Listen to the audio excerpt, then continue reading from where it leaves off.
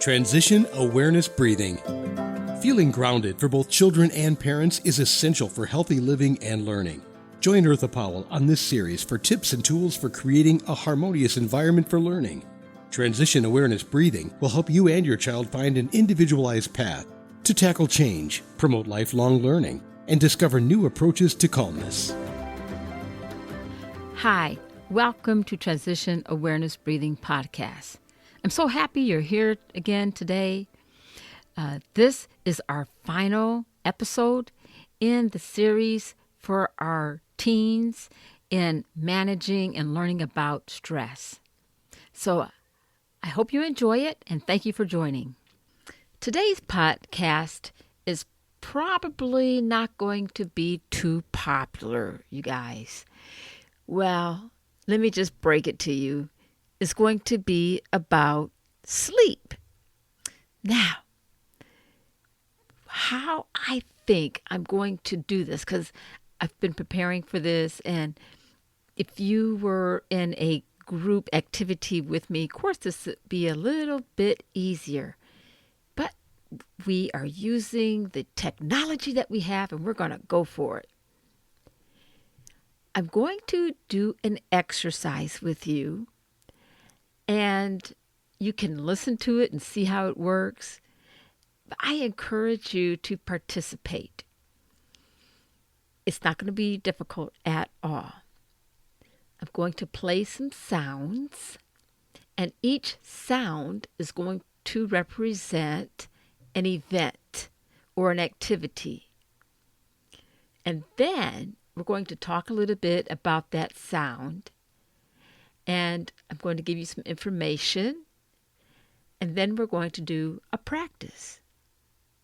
That's kind of the outline for our session today, okay? But before I get started, I would like to thank Whip Talk Radio for allowing me to bring Transition Awareness Breathing to you. And to my producers, Mary Lou and Sam, thank you so much for making Transition Awareness Breathing podcast available to my listeners wherever they go. Okay, now it's not the time to snooze. Let's get started. I don't want to bore you with a lot of details because I think you've probably heard a lot of information about how sleep is really important for teenagers. So in this time of your life, it is so critical that you get about anywhere, it depends on which study that you look at, but the recommended hours for teenagers is anywhere between 8.5 or 9 hours to 10 hours of sleep. Now, if you find that you're not getting that much sleep, between 8.5 to 10 hours of sleep, you may have just stumbled upon one of the reasons why you might be sleepy or anxious or grouchy during the day. I'm going to play a little bit of a clip, and that clip is going to represent the time that you are awake. So I'm going to play a little bit of it right now, and we're going to call this the awake time.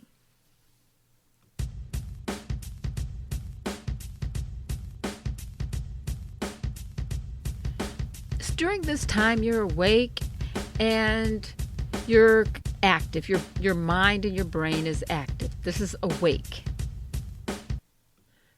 The reason why getting enough sleep is so important is because it's during this time of your life that your brain is continually developing.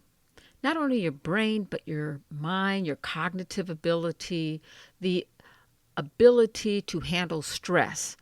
There's different parts of your brain and chemicals that's developing, and it's during sleep is the best time when this is going on. And so when we are busy with our awake time, of course we're functioning, but we're not allowing ourselves to recharge.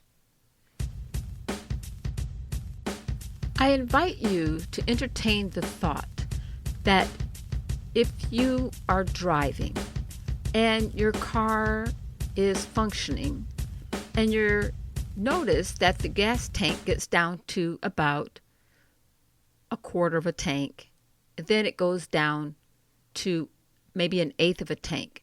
Now the car is still functioning, but if you don't refill the tank, you could be on a long journey to get gas.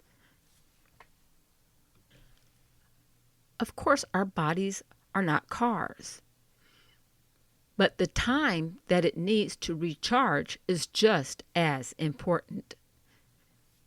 Now, I'm going to bring in another sound, and that sound is the sound represents getting up and going to school and being involved with school. So the next sound that you will hear is school. You'll notice that school sound is in 3 different segments. You get to school. Now you're going to class, and there is a test. And you're studying and you're trying to get through the test. Those are the sounds you will hear in this next segment, plus the awake sound. Here we go.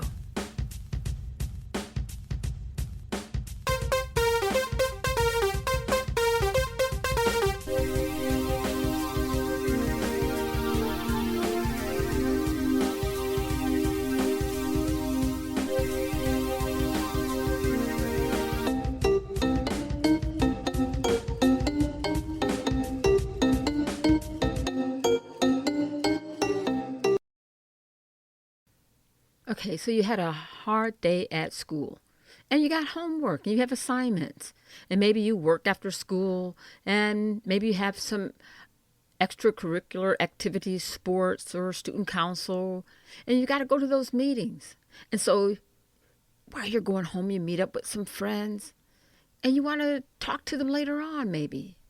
So this next segment is called social. And the social time is when you're either chatting with your friends or texting or something like that. Maybe meeting at a restaurant or something. At any rate, the day has gotten late. And so the next sound you're going to hear is social time. And then you're going to hear somebody else come in, another social friend coming in. So this is how it goes.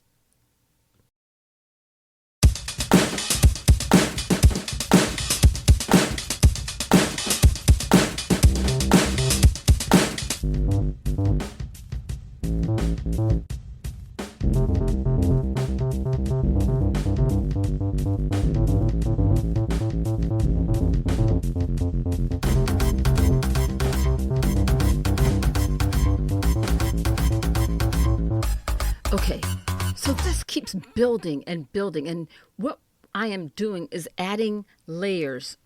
So to demonstrate how this lack of sleep comes about, each sound segment represents a part of your day. And if you were very, very, very attuned to the different sounds, you probably heard the awake sound way back in the background. You have to listen very, very carefully because that's part of like the base element of our awakeness. And then, we are busy with different activities. And so those other sounds are different activities. The thing that I want to point out now and to emphasize is that it has gotten late. And maybe at this time you're doing your homework or trying to finish your homework, you're trying to stay awake. And is past midnight. Maybe it's 1 o'clock. Maybe it's 2 o'clock. And maybe you finally got to sleep. The quality of your sleep was not enough. Because when you wake up, the cycle starts over again. The awake sound, the going to school sound. And it just layers and layers and builds up. And so you don't really feel like you're rested. And this is what the research shows. And what they call it is a sleep depth. Like you go into debt if you overdraw or you owe a lot of money to sleep debt. Well, this debt is, this is the way I understand. Let me explain. So let's say you're supposed to get 8 hours of sleep, but you only get 4 hours because you have all these activities. And then the next day you get 4 hours of sleep. Well, now the 4 hours of sleep that you didn't get last night and the 4 hours that you didn't get to sleep this night because you only slept 4 hours is building up.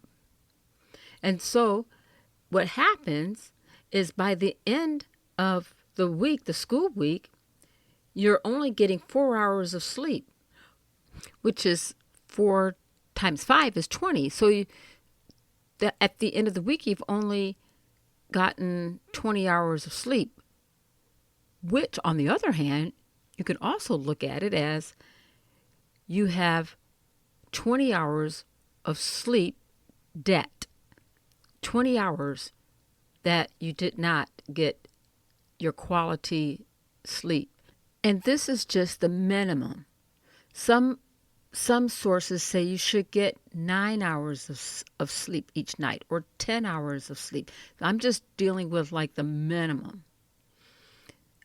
Another thing that happens is when this happens over time and you withdraw from your account, what happens is your body begins to run on really low fuel, so to speak. Remember we talked about the car scenario? Well, when that car goes out of gas, if you've ever had the misfortune of running out of gas, which I hope you never do, the car gives us signs. It starts to sputter, it starts to cough, and oftentimes we're trying to wonder what is going on with the car, and we don't look at the gas gauge. Side note, always make sure you have enough gas in your car. Okay, so our bodies also needs to recharge. The brain needs time to recharge and to concentrate and to kind of mull over and chew over things that has gone on throughout the day. But when we keep ourselves, and this is for adults too, when you grow up and everything, the sleep requirements may change, but the effects of the lack of sleep doesn't. So what happens is when the anxiety and the sleepiness and the lack of concentration, when that accumulates, when that sleep debt keeps accumulating over time, it's my proposal that we put ourselves into what they call this fancy word, a allostatic load. And the allostatic load is when we are exposed to what they call chronic exposure over challenging situations. The heart rate increases, the blood pressure increases, our body begins to get into this flight or fight syndrome, and we feel like we become anxious, and we don't give ourselves a time to come down to calmness and to come down to rest. We're always up and on edge. And over time, that really affects our body, it affects our development, and it affects our peace of mind. So, what I would like to do now is bring ourselves off of this roller coaster. And I hope that you are convinced a little bit of why it's important to get the right amount of sleep. In the last part of our session today,